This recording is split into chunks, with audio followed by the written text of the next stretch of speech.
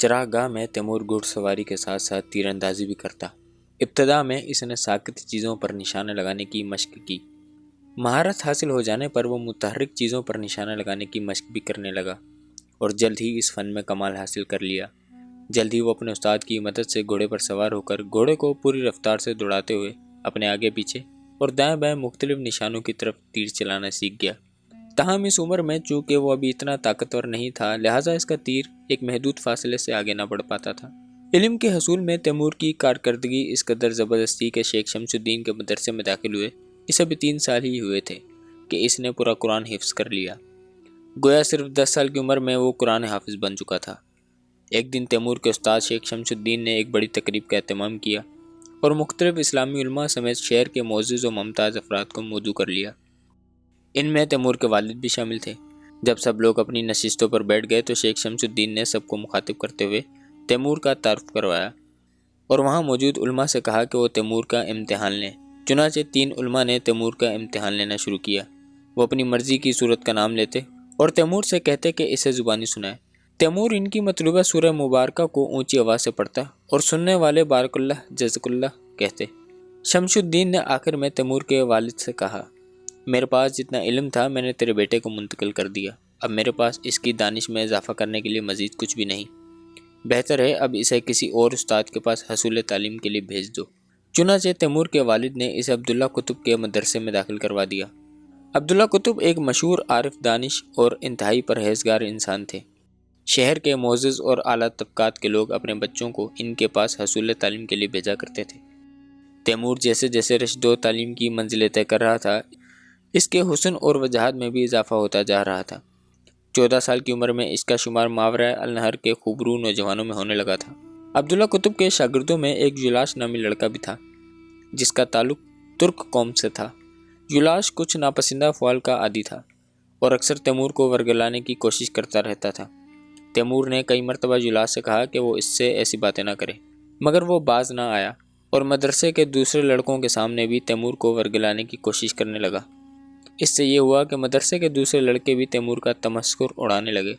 ایک دن مدرسے سے واپسی پر یولاش تیمور کا پیچھا کرتا ہوا چراغ گاہ تک آ پہنچا۔ وہ جانتا تھا کہ تیمور گھڑ سواری اور تیر اندازی کی مشق کرنے چراغ گاہ جاتا ہے، تاہم اس وقت تک تیمور نے شمشیر جنی کی تربیت حاصل کرنا بھی شروع کر دی تھی۔ چراغ گاہ کے اس حصے میں جہاں تیمور کے والد کے مویشی چرا کرتے تھے، ایک چھوٹی سی کوٹری تھی جہاں تیمور اپنا سامان وغیرہ رکھتا تھا۔ وہاں پہنچ کر تیمور نے اپنی کمان اٹھائی اور ترکش کمر پر باندھ کر گھوڑے کی طرف روانہ ہو گیا۔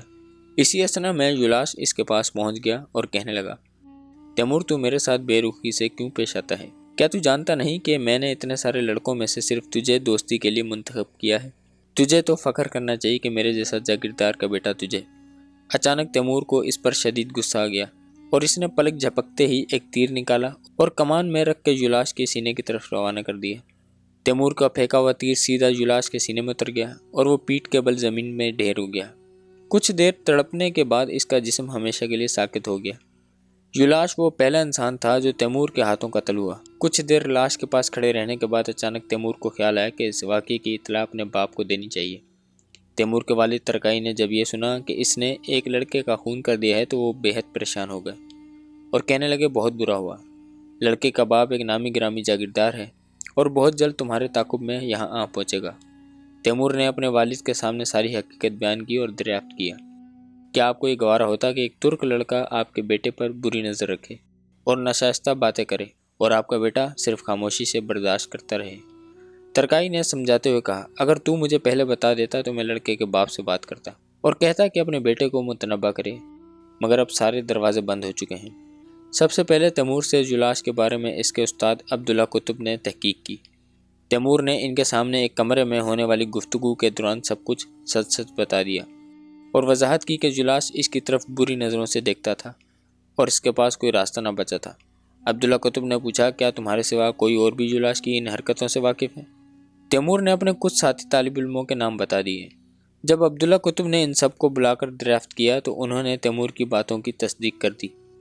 تحقیق کے بعد عبداللہ قطب نے اپنا فتویٰ جاری کیا کہ یولاش کے قتل میں تیمور کا کوئی قصور نہیں اور وہ لڑکا چنگیزی قانون یاسا کی رو سے واجب القتل ہے۔ جب شہر کے دروغہ نے بھی اس بارے میں تفتیش کی تو وہ بھی اسی نتیجے پر پہنچا کہ جلاش یاسا کے مطابق قتل کا مستحق تھا، لہٰذا اس کا باپ نہ تو انتقام لے سکتا ہے اور نہ ہی خون بہا کا مطالبہ کر سکتا ہے۔ جلاش کے باپ نے بھی مجبوراً بیٹے کے قتل سے چشم پوشی کر لی، لیکن وہ جب تک زندہ رہا تیمور کو خصومت بھری نظروں سے دیکھتا رہا۔ وقت کے ساتھ ساتھ تیمور کی جسمانی قوت اور زور بازو میں بھی اضافہ ہو رہا تھا، اور وہ محسوس کر رہا تھا کہ جیسی قوت اور طاقت اس میں ہے وہ دوسرے انسانوں میں نہیں۔